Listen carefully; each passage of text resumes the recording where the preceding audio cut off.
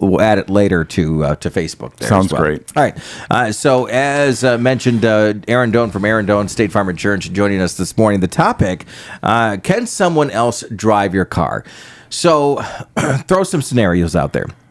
Okay, you ready for this? We'll put you on the hot seat. Yep. First of all, if somebody is in an emergency situation, okay, you have a let's say the two roads here.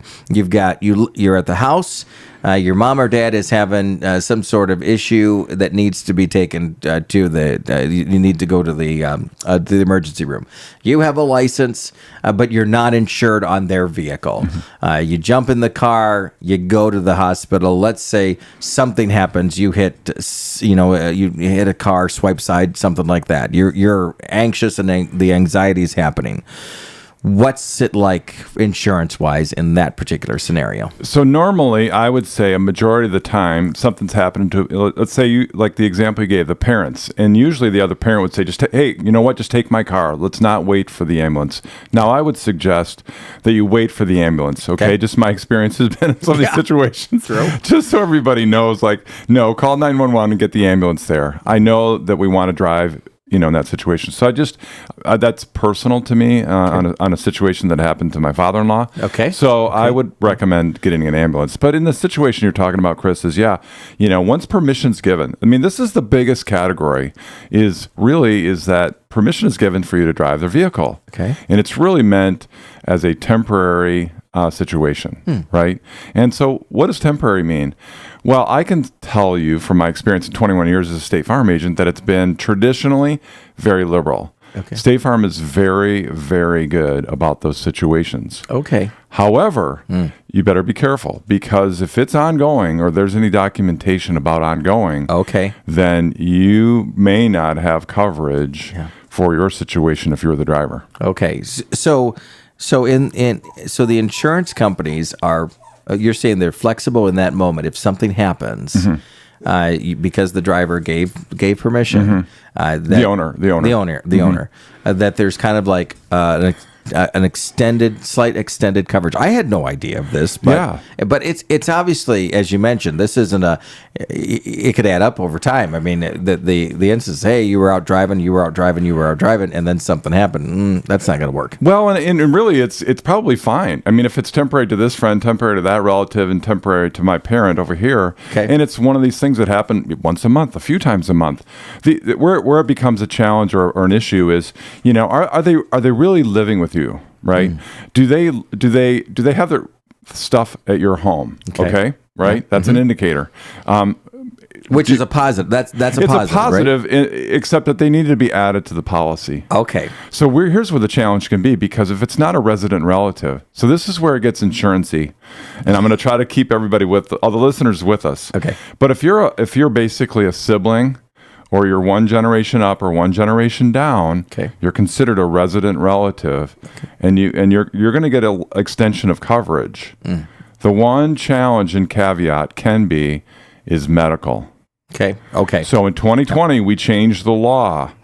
You better have medical insurance if you get hurt in an accident, no matter if you're borrowing the car, it's your car, the driver, you're letting your kids go, to somebody that's taking them to daycare. Whatever these situations are, is you need to make sure if you get in a vehicle, you have some health coverage if you get hurt. Now who's the you? The person that is borrowing the car, or the insurer, the person who owns the car. Usually, if they have insurance, they have medical that comes with that insurance. Right. And what's changed is we all have to remember is that we have a no-fault situation where our insurance pays for the physical damage of our car. Okay. Which plays into this whole permissive use. But also just realize that, health insurance and in the way that the law changed from no-fault reform back in July of 2020 that a lot of people will still remember is that you have to have the health insurance. So whether that's through work or you own Affordable Care Act or you own your own individual policy or you have Medicare, Medicaid, you have to have some form of insurance even if you're a passenger. Okay. Yeah. So everyone needs to have, and if you don't, that policy, you're parent's policy, if you don't live with them, is not going to cover you. If you're not physically living there, you get your mail and your bills elsewhere, your driver's license says another location, living with somebody else, and you're in their vehicle and you get hurt, you don't have health insurance, you don't have car insurance, the most they're going to get from Michigan is $250,000. That's changed. And, okay, so do you think that many people know about? I mean, No. I know. Okay. Yeah, the answer to that is no. Because the law changed, what, last year? Or the year July of before? 2020. Okay. So 2 years ago. Nope, four. My gosh. I know, it's right? been COVID so is 4 long. years ago. Yeah, absolutely. Are the insurance companies or others trying to educate people in regards to that still? Nonstop. Okay. I mean, most agents worth, grain of salt or, is for sure. Just it's ongoing education, through, interactions over the phone, in person, email, texting. Yeah. It's nonstop of trying to get this information. And Chris, I think there's there's also a situation, because it ties in again back, because medical is really the biggest thing with permissive change when you're allowing other people to drive your vehicle, is that people don't realize that health part. We haven't even talked about, okay, what happens with liability or physical damage, when you're driving somebody else's car. But the health insurance part, everybody's got to have something figured out in that space. And if you don't have any, again, just realize it used to be unlimited. In the state of Michigan before July 2020, if you got hurt in a car in Michigan, the rest of your life, all your medical bills are going to be paid. Now it's capped at $250, right? Well, or that's what is available from Michigan. But you can have other coverages through work or that you own, or even have it on a car insurance policy. But you get to choose there. And what I'm finding more and more because of inflation is people are choosing the least amount of coverage, which again gets back to the $250,000. Yeah. And you're right. Not many claims that go over $250,000. Okay. But we do have almost one a year where it's going over $250,000 in medical bills. What do you think? I know this is kind of an on-the-spot question, but what is there an average? Is there a number that you get that this is if somebody gets in an accident? I know everything is different. Every situation is different. Every accident is different. But where is that number, that health insurance or the medical insurance? What's that number that you think most people should have if they get in an accident? Chris, it's such a hard thing because everybody is so different in what they have or what concerns them. I mean, that's the power of I think, the State Farm model and the Good Neighbor model is, who are you? What are you concerned about? What keeps you up at night? What coverage do you have at work, and what do you already own? And what we work super hard as risk advisors is really evaluating, where is your risks of everyday life? Like, what's going to wipe you off the face of the planet? And so to kind of give you a little bit of an answer is, we don't know, man. Yeah, we just don't know. Yeah. So if you're going to roll the dice and say, I'm going to go for $250,000 on my policy because, that's cheaper. Well, we'll hold the train. Okay. You saved $100,000, $200,000 in your 401k. Hello. That could be open and available, and you could lose it if you seriously hurt somebody. You're found responsible for the accident. You hurt somebody else. Okay.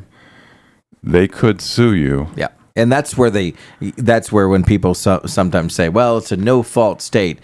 No, it's a no-fault state in regards to your insurance, but for your physical damage and your health insurance. But they could still come after you. Yes. For their injuries, negligence, and for their health. Yeah. So if they don't have, so let's just say that they didn't choose wisely on their health insurance at work, through their car insurance, or what they own. If they didn't choose wisely, but you hurt them, you got to remember there's negligence. So even in a no-fault state of Michigan, we can still have negligence. And that person, especially now with the health insurance thing, they didn't choose wisely. They got medical bills. If they don't pay them, they're going to have to claim bankruptcy. And they're going to try super hard to not claim bankruptcy. Hey, this other guy did it. Look at the police report. It says they did it to me. I'm going after them, getting an attorney. We're gonna lawyer up. and we're going to go after this other person. And it gets messy. That I can't. That's where it gets messy. It used to just be if you got really hurt, but now it's beyond that. See, that's the issue that people don't realize. It's not just the major injuries; it's also this health insurance part of nobody's paying the bills now. Yeah. Well, don't freak out because you can cover yourself, but if the other person doesn't cover yourself and you hurt them, they got to pay their medical bills. Was this a mess when this changed for insurance companies? So let me just say, there's no. I can, after 21 years as an agent owner dealing with over 500 claims now a year in all our different categories, I can say that this was a mess.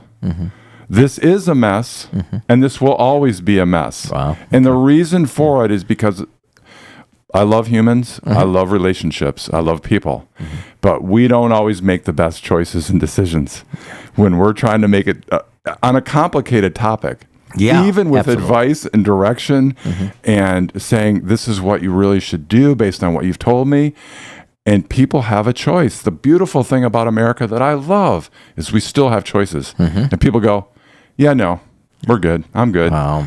No, I don't want to do that. I'd rather save the $12 a month. And even though you've said this is a really, really good idea, I'm going to save the money. And I get it, man. I get it. You know, your budgets are so tight right now because of inflation. So I'd rather squeeze the balloon somewhere else.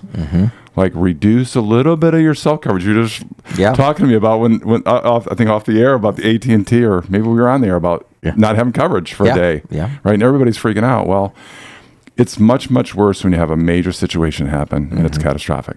Yeah, this is interesting, and thanks. I know we kind of veered off a little bit, but this is interesting, and I guess as I'm listening to you, and by the way, if you're just joining us, we're talking with Erin Doan from Erin Doan State Farm Insurance, right there between Ludington and Scottville. After listening to you, this is where these segments, when you come in and visit with us here on the radio, can help. And I hope people are taking this information to heart and saying, okay, because it's scary. It can be, just listening to you, and not that that's the goal, is to scare people. It isn't that. But if somebody gets in an accident, it's not just, hey, I've got to replace my vehicle. There is a domino effect that can happen, especially if you're in an accident with somebody else out there. Let's go back just a moment as we're talking about, can someone else drive our car? If you had to put, we talk. Well, think about this. We talked about family members. Babysitters temporarily can, but does that also extend into that repetitiveness that you should take an additional step if you have a sitter that is going to be driving your vehicle all summer long, as an example? Is there additional steps that they should take? No, because they don't live with you. The big thing that insurance companies look at is, are you a resident of this household?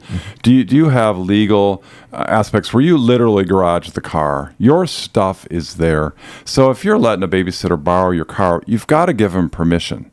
Okay. You're literally handing them the keys. But you're not adding them to your policy. No, you don't. Like that. No, you don't add them to your policy because the car's not garaged there for them. It's not their car. But more importantly, is they don't live with you. They're not a resident of your home. Okay. So here's where people, and I'm going to tangent one more time. It's okay. No. If you have a split household, right? You got a mom and dad. Where your young person that lives with you, your resident relative, now I'm talking your child, and they're a driver, you need to absolutely have them insured where they legally live. Okay, that's good to know. All right. Legally live, have them insured there. So no, I got them on my ex-husband's policy. They're on John's policy. Wait, Susie doesn't live with Dad legally. She lives with me. It's a huge, major problem, especially with the health insurance component, and can be liability because there may not be coverage. Legally, have Susie insured with you. Change the policy today. Do not mess with that one. Yeah, this is good. This is great information. Is there I guess you've pretty much addressed my questions when it comes to any situation that you want to have that person that might be driving your vehicle. Is there, I guess, let me just throw it out there. Is there any other scenario that comes to mind? Oh, good morning. Thanks for the honks. Is there any other scenario that comes to mind that you want to say, no, that person can't drive our car? So part of it is you find out a little bit that they have had a situation. One, for sure, they don't have a driver's license. Yep. Okay. That makes sense, right? Yep. Two, you just got wind or you heard, like, wait, they've had accidents or they've got tickets, and maybe they still have their license, but you're not comfortable with them driving just because they might not be a good driver. And you're like, it's your responsibility to pause and say, hold on. So let me tell you, as the owner, given the permission, this is what's really the whole point of the show. Yep, absolutely. And we're going to talk about it right now. Yep. You give them permission. It's your car insurance that pays for physical damage. You have to pay the deductible. Okay, correct. Even if they have car insurance, it's your car. Remember, we're in a no-fault state. Yeah. You gave them permission. Now, your physical damage is covered for you. You're not in the vehicle, so you don't have to worry about the injury part. But they've got to worry about the injury part if they get hurt, because your policy is now not necessarily, usually not going to extend anything to them. Okay. That's where they have to have their own health insurance or medical insurance. Or their insurance. own car insurance that has medical on it. Does their insurance cover them? It can if they have it. They've got to have consciously made this decision. And I can tell you that most people I don't know, I just let my insurance person, or I just let them, I was online and this is what they told me I needed to have. Well, having what they need you to have for legal reasons in the state of Michigan is a lot different than what you need based on your savings or your income, what you could lose. And what we find is there's a lot of people still taking the state minimum because it's legal. That doesn't mean really what you should have. Having $50,000 of liability coverage and you make $50,000 a year, they don't match. That doesn't, for example, that doesn't match.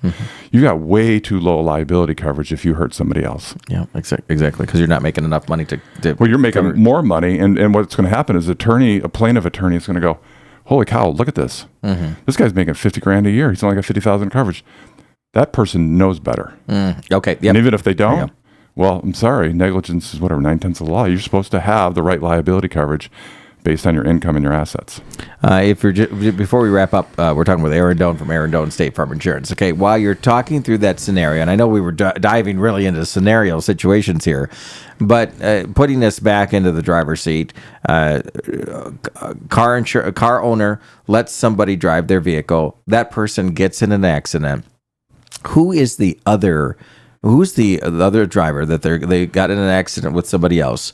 Who are they going to go after in that particular situation? I would say yes. Both, isn't it? Potentially. Who's got the most money? Who's got the biggest policies? And that brings up another point real quick, because everybody goes like, wait, well, then why do I have all this coverage if they're just going to go after my policy? Well, I just put it this way. Better the insurance company than you. Yeah. Hello. Yeah. So, yes, I mean, they'll go after the owner and the driver and look at both policies. And so the attorney, again, I'm not trying to dismiss attorneys, but I mean, that's their, if this person's, I mean, I'm sorry, but they lose an arm or they lose an eye. Yeah. They can no longer walk like they used to. We didn't mean to hurt them. It was an accident. I didn't mean to do it. It still happened. The way that our system is set up is we have set it up so it is a society trying to help that person recover.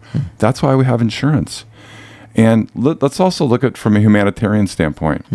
It's a little girl, and you went through the red light. You were looking at your phone. Yep. And you really hurt her. From a humanitarian standpoint, as a community member, you need to have the right liability coverage for that little girl. Yeah. Absolutely. I mean, that's a whole other element that most people are like, no. I'm worried about me. But there is an element of having really low liability coverage in a permissive, you're giving the 16-year-old permission to drive. It happens. What kind of insurance does the 16-year-old's parents have for her? And you're going, well, that's none of my business. Well, it is if you let her drive the car. Well, and that goes back to the point of when people are sitting down with you or any other insurance agent out there, we're talking numbers, but we're not talking people, right? We're not talking the scenario of what happens and who's affected at that point. And putting that into perspective, it kind of makes sense, right? Yeah, it brings it back to reality. Like we feel like humans again. We feel like this is an important thing that we should care about. So, I mean, it's a numbers thing, and we should look at coverage and how much it costs. But it also, there's a human element of like, we're here in society to take care of each other and help each other, so that we can continue on as a good society that we have. Last question. Should we ever document anything if we're going to loan our car out for the day or for a few hours or anything like that? Should we do that? It's not required. It's just going to be, it could be a, subpoena, right? Okay, yeah. It could be a deposition or, one of those type of things where we're actually, having you sign an affidavit, not us, but, the legal departments and the attorneys will just say, no, I verbally gave permission, and that's literally all you need to do. It doesn't need to be in writing. Okay, but know the facts about who you're letting drive the vehicle. Yeah, and the new thing is, since July 2020, is the health insurance. You really kind of should know what they have. And again, you're like, well, no, I'm just going to let them borrow. Just take it really quick. You're just going down the road. Well, my experience has been boom, that's when it happens. Yeah, within a mile, they say. Is within that a mile. true? And it's for sure within 5 miles. Yeah. That most accidents across the 5 country is within 5 miles. Yeah, that's insane. It's because we get comfortable. That's right. Exactly. Interesting information. If anybody else wants to know more about this, they can head over to the State Farm Insurance website. There's information there. Yeah. My website there is ludingtoninsurance.com. Yep. And if they want, if sitting down with them, asking these questions, that's important. And how do you? I don't know if I'll ask it. No, ask it. How do you get somebody? Oh, I know basically all the pieces of what we just talked about, but is there any other missing piece that we haven't talked about to get somebody over the edge of not just taking the minimal, just not taking the minimal? Yeah, I think what happens is, what really moves people, and I hate to say this on the air, just in general, but fear in the right way, not fear for fear's sake. Does that make sense? Yep, absolutely. So just saying, if you're looking at things from a catastrophic standpoint versus probability, most of our listeners would go, that chance of that happening to me is 1 in a million. That's right. Right? Yeah. But we should, and we have to. Our job is to be, against that. Think, if it is you, now what? And I think that's really the ultimate story. Yeah. The ultimate story in this whole mess of insurance and coverage and what happens is just let us, in the conversation, put you in we're not going to send you out crying, but we're going to put you in a few different scenarios that are not good and say, look, we're just trying to make sure that that if they come after you for this amount of money, if this happens, you're covered. You don't have to worry about it. The coverage is good, and you're not overinsured. We're not going to overinsure you and put a $5 million umbrella policy on you. No, we're going to make sure you have the right coverage based on recent claims and what we know that's out there. That's important. It's very important. And people want, because finances is a big part of it. We know that this day and age, and more than ever. And you mentioned that. Somebody wants to get a hold of you. How do they do that? Yeah, so it's through the website. We're located a half a mile east of Meyer in Ludington on US 10. So that's a great way. We love walk-ins. You can call us. We're open from 9 to 5 Monday through Friday by appointment. So you can call us at 231-757-3115. All right, sounds good. Erin, we appreciate you, and I know we went a little bit further on this segment, but I'm glad we did because, insurance, some people were like, well, topic of insurance. No, there's a lot of information that people, don't know, probably need to revisit their policies to ask some more questions. And in those scenarios that we don't think about, like, here's the keys, just take the car. We need to know what the ramifications are if something happens. And you can get to the point where you're comfortable every 2 or 3 years. You don't have to dive deep into this every single renewal. That's a good point. But every few years, dive deep. Good idea. Very good idea. Erin, we appreciate you coming on this morning. Thanks for being here. Thanks, Chris. Absolutely. It is 102.7 Mom FM and Hot Country Hits.